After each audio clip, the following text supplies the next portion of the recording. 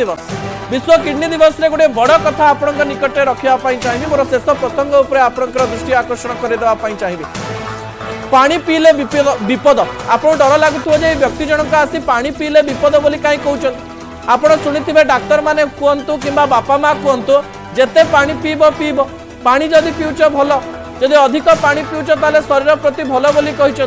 किंतु विभिन्न विशेषज्ञ तथ्य अनुजाई लिमिट रे पानी न पीले ताहा शरीर को क्षति पहुंचाई पारे आपण जदि दिन को 3.5 लिटर रु अधिक पानी पियंतु शरीर को जेतिकी पानी आवश्यकता रही सेतिकी पानी ठारू अधिक पानी पियंती ताले ताहा शरीर प्रति विपद आनी पारे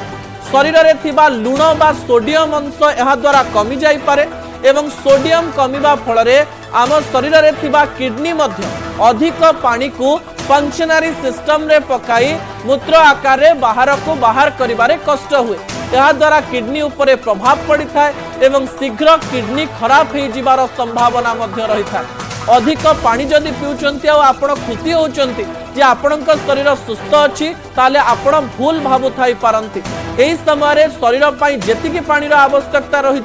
2.5 रु 3 लिटर बा 3.5 लिटर सेतिकी पानी पियंती जेतिकी पानी रो आवश्यकता नहीं केवल पानी पिउचंती भाबी अधिक रु अधिक पानी पियंतु नहीं आपणकर